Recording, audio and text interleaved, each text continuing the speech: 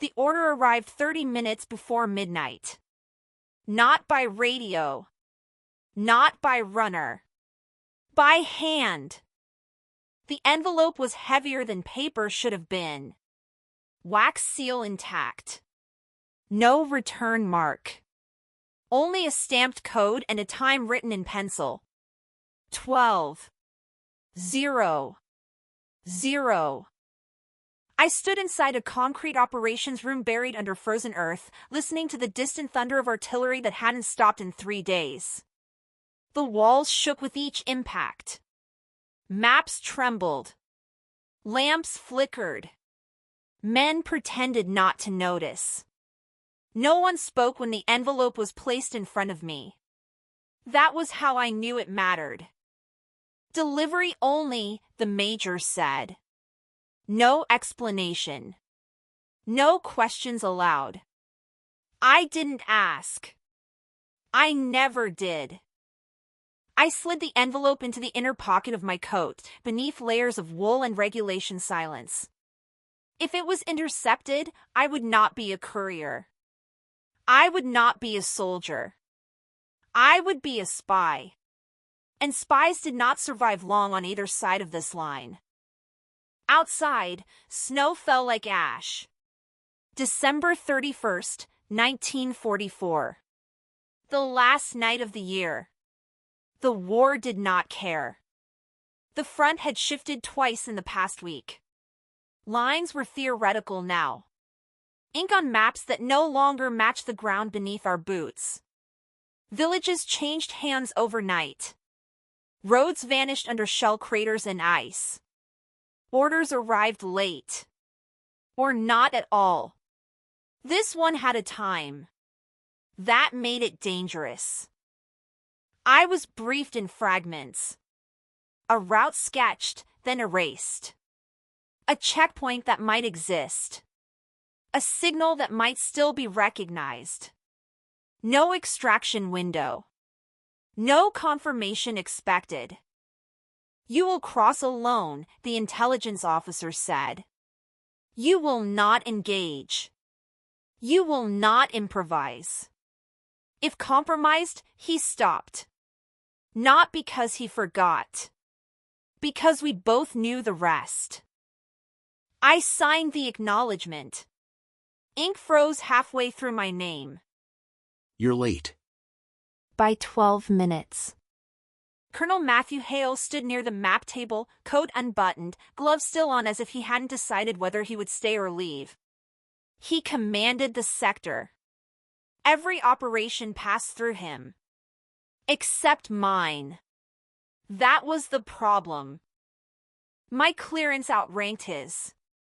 My mission bypassed his authority. We both knew it. They didn't tell me what you're carrying. Then they followed protocol. His jaw tightened. Not anger. Calculation. Men like him didn't like blind spots. And I was one. Your route crosses enemy territory, he said. My patrols won't be there. I know. And if you're caught, I won't be. Silence stretched between us. Not personal. Never personal. That was how we survived this proximity. You leave now. You won't make midnight. Then midnight will wait. He looked at me then. Really looked. Not as an officer. Not as a problem. As a risk. Whatever was in the envelope mattered enough to fracture command structure on the last night of the year. That scared him. It should have scared me too. I stepped into the snow without looking back. Behind me, the bunker door closed. Ahead of me, enemy territory stretched into darkness. Midnight was coming. And I was never meant to survive the delivery. Snow erased my tracks within minutes. That was the only mercy the night offered. The cold cut through regulation wool like it had intent. My breath fogged, then vanished. I moved without rhythm, without hurry, because hurry drew attention. Behind enemy lines, speed was suspicious. Confidence was lethal. The first checkpoint appeared where the map said it might. A farmhouse turned command post. Sandbags frozen into shape. A lantern burning low. 2 sentries. Rifles down. Shoulders hunched. They were tired. So was I. Courier. Sector transfer. Papers. I handed him the forged documents. Ink. Stamps. Signatures stolen from men who no longer needed them. He studied them too long. If he asked one question not on the page, the night would end here. You're late. Orders were delayed. He hesitated, then waved me through. Just like that, lives were balanced on fatigue. The village beyond was quiet. Too quiet. Windows blacked out. No dogs. No movement. The kind of silence that meant someone was listening. I adjusted my route. That was improvisation. I hated myself for it. I sensed him before I saw him. Authority had a weight. It displaced air. You're off route. Colonel Hale stood under the bare bulb of a requisition office that should have been abandoned. His insignia was covered. His weapon visible. He had crossed the line hours ago. For me. That's impossible, I said. You're not where you were supposed to be, he replied. That's very possible. If you're here, command has failed. Or I'm making sure it doesn't. We stood too close. That was the first violation. Snow melted on his collar. My glove brushed his sleeve. Neither of us moved away. This was not permitted. Not by law. Not by instinct. You shouldn't be seen with me, I said. Neither should you, he answered. Enemy intelligence is sweeping the sector. They're looking for a courier. They're late. He studied my face like terrain. Memorizing weaknesses. You're carrying something, he said. Something worth this risk. I didn't answer. Silence was also protocol. A vehicle engine echoed somewhere beyond the village. Voices followed. Orders being given in sharp, unfamiliar cadence. The net was closing. If they catch you, they won't ask questions. If they catch me, the order dies. He understood then. Not the content. The consequence. Midnight was no longer a time. It was a deadline. I can get you closer, he said. But after that, you're on your own. That's always been the case. We moved together into the dark. Behind us, engines stopped. Doors opened. Orders were shouted. Enemy intelligence had found the trail. And midnight was less than an hour away.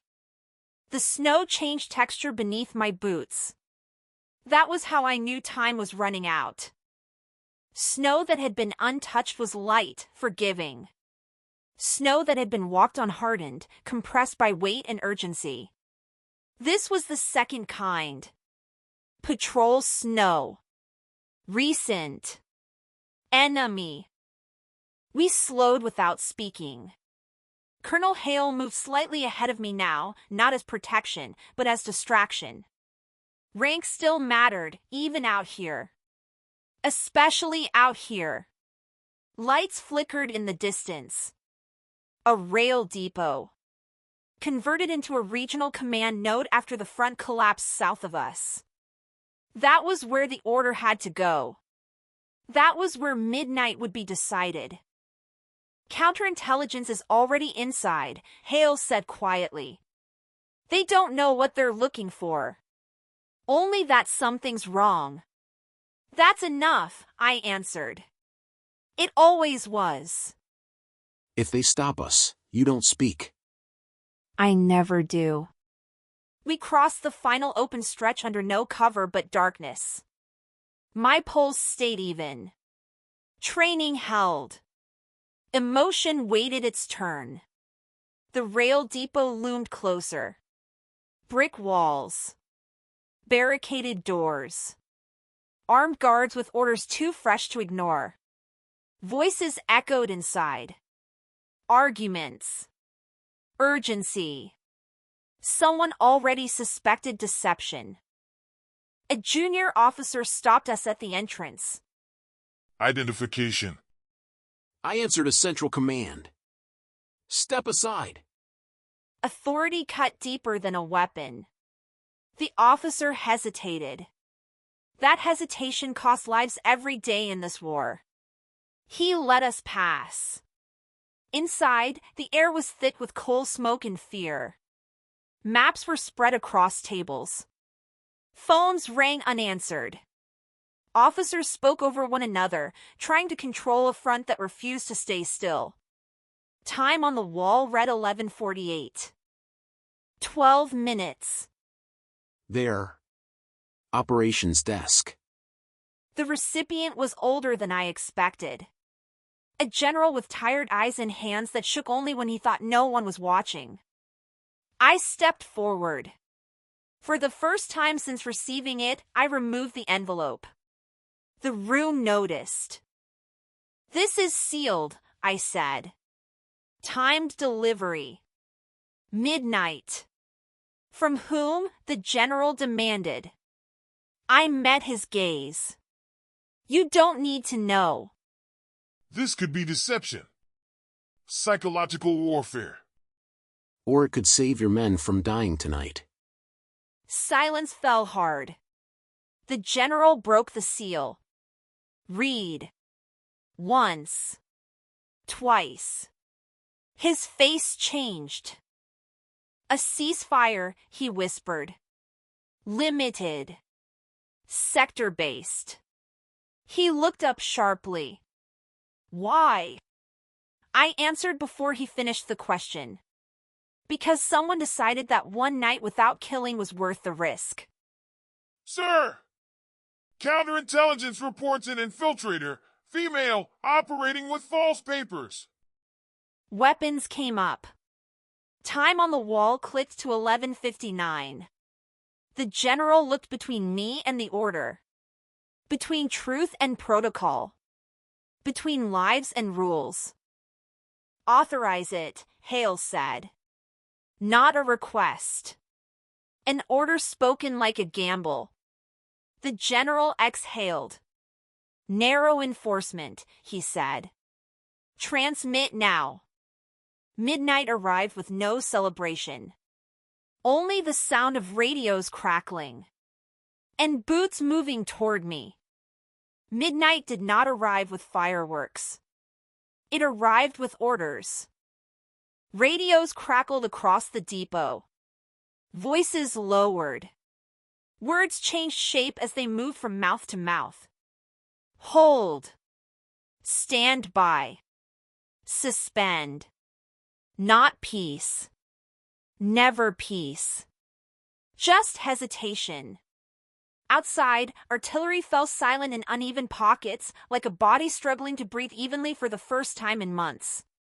In other sectors, nothing stopped. The war did not synchronize itself to hope. Weapons remained trained on me. That part did not change. I stood where I was, hands visible, posture neutral. I had finished my task. Survival was no longer an objective. That was the clarity of intelligence work. You delivered. You disappeared. Or you didn't. She's the infiltrator. Detain her. You will not touch her. That was the second violation. The first had been proximity. This was allegiance. The room froze again, not from cold, but from recognition. An officer choosing a side was louder than any alarm. "Colonel," the general said carefully, "this woman is not under your command." "No," Hale answered. "She's under history." The general looked tired. Older than he had 10 minutes ago. "Get her out of here," he said. Quietly. Counterintelligence protested. Protocol demanded process. Paperwork. Confessions. The general waved it away. "Tonight," he said, "we accept the order. Tomorrow, we forget how it arrived."